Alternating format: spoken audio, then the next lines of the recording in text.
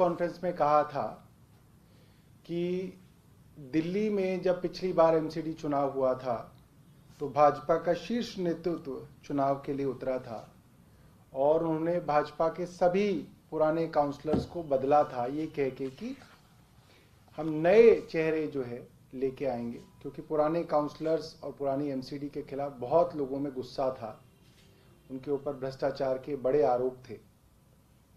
और उसके बाद दिल्ली के अंदर 181 भाजपा के काउंसलर्स चुने गए और भाजपा की सरकार दोबारा से एमसीडी में बनी। और हमने कहा था कि उसके बावजूद भी भाजपा द्वारा संचालित एमसीडीज भ्रष्टाचार के नए कीर्तिमान स्थापित कर रही है, नए रिकॉर्ड्स बना रही है। और उसके लिए हमने कैंपेन शुरू की है बीजेपी 181 भाजपा 181।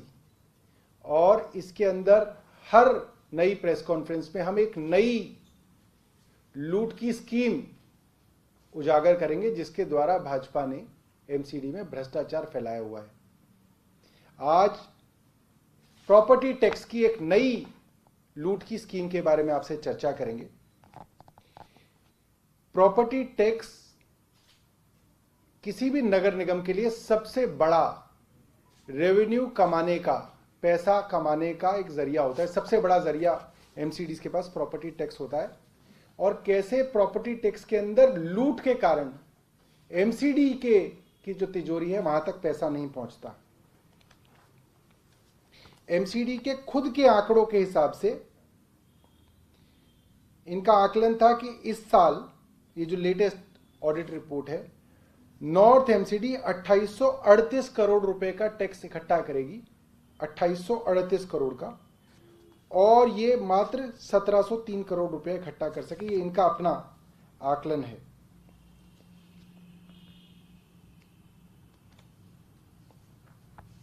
सबसे बड़ी बेईमानी जो एमसीडी, नॉर्थ एमसीडी के अंदर हो रही है वो ये है कि ये प्रॉपर्टी टैक्स से संबंधित खाते ही नहीं मेंटेन करते।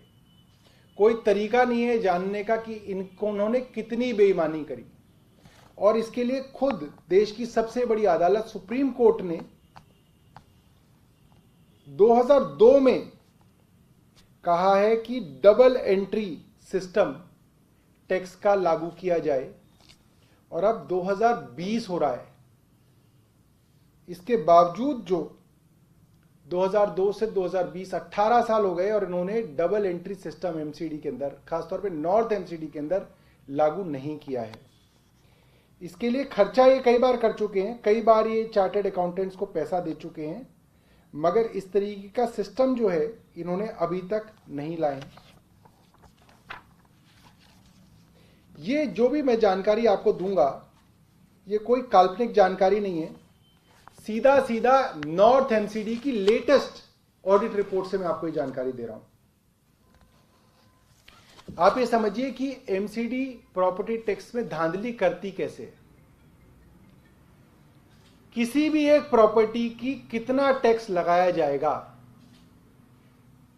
ये एमसीडी ने कोई रजिस्टर में मेंटेन नहीं किया है।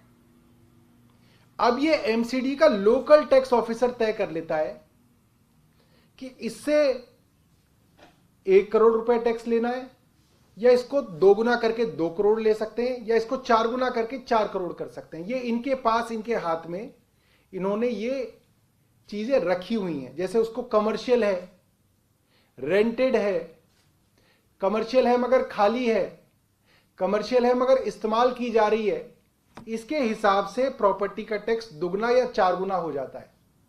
और सबसे बड़ा झालमेल यही किया जाता है। जो प्रॉपर्टी किराए पे है उसको अपनी प्रॉपर्टी दिखाया जा सकता है, जो प्रॉपर्टी इस्तेमाल की जा रही है उसको यह दिखाया जा सकता है प्रॉपर्टी तो कमर्शियल है मगर इस्तेमाल में नहीं आ रही है। जो प्रॉपर्टी इस्तेमाल में है, कमर्शियल है, उसको यह दिखाया जा सकता है कि वो वेकेंट है, वो खाली जमीन है। जिस खाली जमीन पे प्रॉपर्टी बन चुकी है उसको एमसीडी अपने रिकॉर्ड में दिखा सकती है कि यह प्रॉपर्टी अभी खाली है। और ये सारी की सारी चीजें जिस रजिस्टर में दर्ज करनी चाहिए, ऐसा कोई रजिस्टर नहीं मेंटेन करती एमसीडी। देखिए इनकी खुद की ऑडिट रिपोर्ट के अंदर लिखा है the department has no register, no record, no details of exempted property. किन किन प्रॉपर्टी का प्रॉपर्टी टैक्स माफ कर दिया गया है, ऐसा कोई रजिस्टर ही नहीं मेंटेन किया जाता। जब ये 2003 में प्रॉपर्टी टैक्स का कानून बना तो ये कहा गया कि एमसीडी के अधिकारी सारी की सारी प्रॉपर्टीज का सर्वे करेंगे, इंस्पेक्शन करेंगे, क्योंकि आप सर्वे करेंगे, इंस्पेक्शन करेंगे तभी तो आपको मालूम होगा ये रेजिडेंशियल है या कमर्शियल है।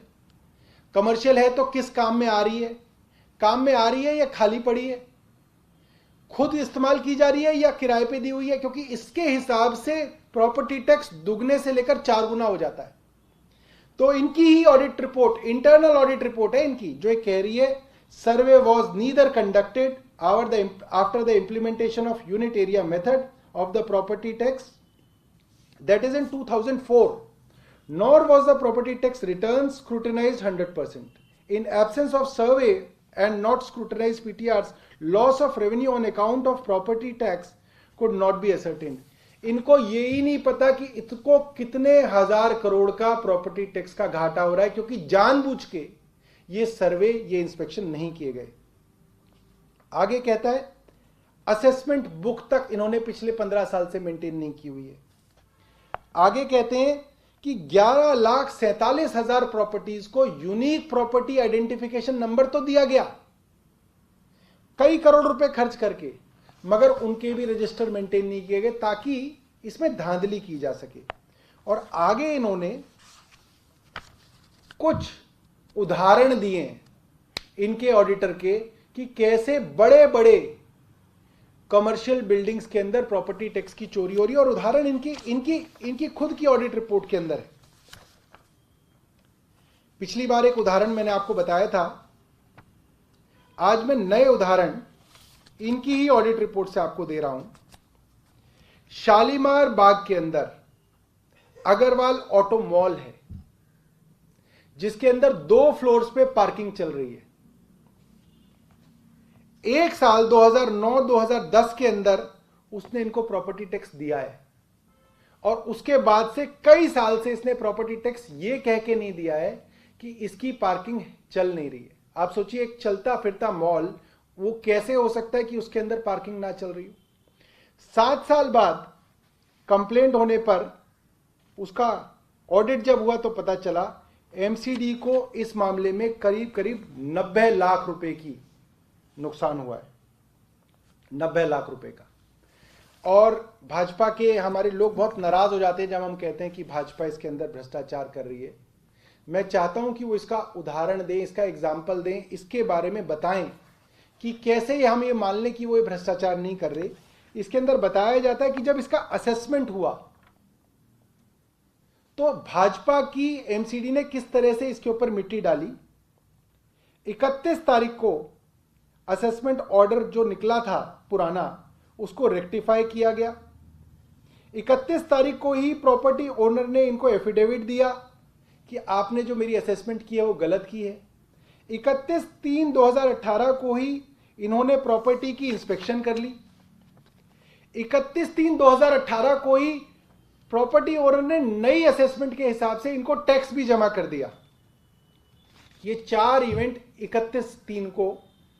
31 मार्च 2018 को हो गए। मतलब पूरी मिली भगत के साथ इन्होंने लाखों रुपए की चपत अपने ही डिपार्टमेंट को लगाई।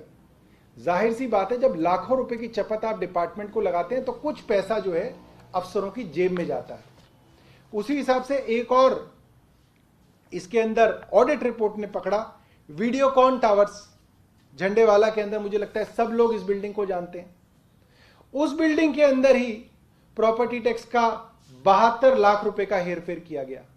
जो प्रॉपर्टी इस्तेमाल में आ रही है उनको खाली दिखा के। खास बात यह है कि कोई भी प्रॉपर्टी जिसका टैक्स दिया जा रहा हो, अगर वो खाली होती है तो 15 दिन के अंदर अंदर प्रॉपर्टी ओनर को, एमसीडी को एक नोटिस देना पड़ता है, उनको जानकारी देनी पड़ती है कि मेरी प्रॉपर्टी खाली हो गई है। और एमसीडी से एक अधिकारी को उस प्रॉपर्टी में जाके वेरीफाई करना होता है, इंस्पेक्शन करनी होती है। इन सब मामलों के अंदर ना ये नोटिस दिया गया, ना ये वेरीफाई किया गया, और एमसीडी को करोड़ों रुपए की प्रॉपर्टी टैक्स की चपत लगी। ये झंडेवाला का उदाहरण है। इसके बाद एक और उदाहरण है Jagannath Gupta memorial education society. ये रोहिणी के अंदर स्थित इंस्टीट्यूशनल एरिया के अंदर है, जिसके अंदर एमसीडी ने गड़बड़ी करके 24 लाख रुपए की चपत अपने ही डिपार्टमेंट को लगाई। इसके बाद अभिनव पब्लिक स्कूल पीतमपुरा। अभिनव पब्लिक स्कूल ने वेकेंट लैंड टैक्स नहीं दिया। एक छोटा सा कानून है कि अगर 25% से ज्यादा किसी भी लैंड के ऊपर प्रॉपर्टी बन जाए, कंस्ट्रक्शन हो जाए, तो उसका वेकेंट टैक्स जो है वो माफ हो जाता है। यहां पे प्रॉपर्टी ना बनने के बावजूद भी उन्होंने अपना वेकेंट लैंड टैक्स माफ कराया और एमसीडी को 23 लाख रुपए की चपत लगाई। दीनदयाल उपाध्याय मार्ग हमारे बिल्कुल पड़ोस में गांधी पीस फाउंडेशन ने एमसीडी को 21 लाख रुपए की चपत लगाई। युवा शक्ति model school Rohini vacant land tax के नाम पर 21 लाख रुपए की एमसीडी को चपत लगाई। शालीमार बाग में फोर्टिस हॉस्पिटल सेम इसी तरीके से, मतलब आपने बिल्डिंग कम बनाई है और अपनी कम बिल्डिंग को ज्यादा दिखा के आपने दिखाया कि 25% से ज्यादा लैंड के ऊपर आपने बिल्डिंग बना ली है, लिहाजा आप वेकेंट लैंड टैक्स नहीं देंगे। ये तो एक बिल्कुल साधारण सी चीज है। आपके अफसर की जिम्मेदारी है कि कोई आदमी जैसे ही वेकेंट लैंड टैक्स की एग्जेम्पशन अप्लाई करेगा, आपका अफसर वहां जाके देखेगा कि कितनी प्रॉपर्टी इनकी बनाई गई है। वहां पे वसंत कुंज फोर्टिस हॉस्पिटल को ने इनके को 14 लाख रुपए की चपत लगाई। दोस्तों, हमारे कहने का मकसद ये है कि एमसीडी ने प्रॉपर्टी टैक्स के अंदर कई हजार करोड़ रुपए की रिश्वतखोरी के चलते कई हजार करोड़ रुपए का नुकसान एमसीडी को किया है। और आप ये समझिए कि ये नुकसान जो है ये बड़े बड़े कॉरपोरेशंस का है। वीडियोकॉन टावर कोई छोटी जगह नहीं है जो आंखों से मिट जाए।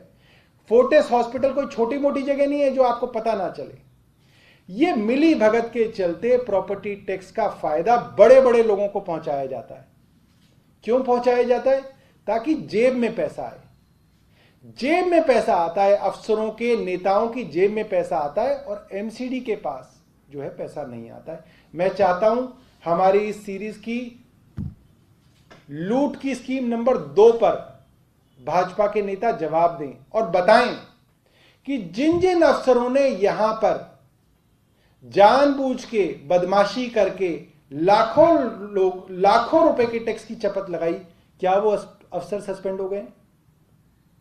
क्या वो अफसर जेल में है?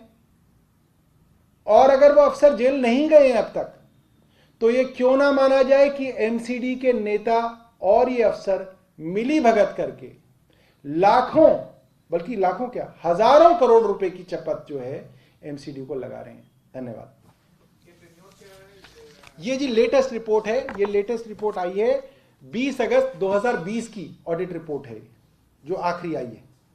2018 के मामले हैं, क्योंकि 2018 के मामलों की ऑडिट 2019-20 में होती है और फिर 20 में अगस्त के आसपास इसकी रिपोर्ट आती है। तो लेटेस्ट रिपोर्ट है नॉर्थ एमसीडी की। सुप्रीम कोर्ट की तरफ से जो आज बढ़ते मामलों को लेकर टिप्पणी आई है, उस पर आप क्या कहना चाहेंगे? जी बिल्कुल, जो भी कोर्ट्स की टिप्पणी आती है उसके ऊपर सरकार संज्ञान लेगी, बल्कि और भी जगहों से जो फीडबैक आ रहे हैं उसको संज्ञान में लेते हुए सरकार जो है इसके ऊपर कार्रवाई करेगी। 3 दिन में स्टेटस रिपोर्ट भी मांगी है। बिल्कुल, स्टेटस रिपोर्ट दे दी जाएगी। एक और सवाल ये है कि कल बीजेपी ने आरोप लगाया है कि जो पराली का घोल डालने की बात सरकार कर रही है और प्रचार प्रसार भी कर रही है, वो कह रही है कि आखिर वो किसान कहाँ है, उनका हमें भी जानकारी दी जाए। और कल वो बाकायदा कई किसानों के पास और खेतों में भी जा रहे हैं ये पूरा ये प्रचार के लिए कि वो सरकार। देखिए, भाजपा की ये बहुत पुरानी नीति रही है। सरकार कहे इवन ऑड करना है तो उसका विरोध करेंगे। उनके विजय गोयल कहेंगे नहीं, आज इवन दिन है तो मैं ऑड गाड़ी चलाऊंगा ताकि प्रदूषण बढ़े। सरकार कहेगी, कोर्ट कहेगा कि प्रदूषण के कारण पटाखे मत जलाओ, दिए जलाओ, तो उनके नेता कहेंगे नहीं, हम पटाखे जरूर जलाएंगे। ठीक है। सरकार कहेगी रेड लाइट के ऊपर गाड़ी बंद करो, तो बीजेपी के नेता अपने कार्यकर्ताओं को कहेंगे भाई तुम गाड़ी बिल्कुल मत बंद करना, कहीं ऐसा ना हो जाए कि प्रदूषण कम हो जाए। तो प्रदूषण को कम करने के जब जब उपाय दिल्ली सरकार ने किए हैं, भाजपा के नेताओं ने और उनके कार्यकर्ताओं ने उसका विरोध किया है। बिल्कुल हो सकता है कि भाजपा के कार्यकर्ताओं ने कहा होगा नहीं तुम अरविंद केजरीवाल के कहने पे मैन्योर मत बनाना, इसमें आग लगाना ताकि दिल्ली का प्रदूषण और बढ़े। तो मुझे लगता है कि इस तरीके की ओछी राजनीति से भाजपा 21 साल से दिल्ली की राजनीति से बाहर है। 21 नहीं, मुझे तो लग रहा है शायद 25 साल हो गए इनको। 25 साल से ये अपोजिशन में बैठे हैं और ये आने वाले 25 साल में भी इसी कारण जो है अपोजिशन में बैठेंगे।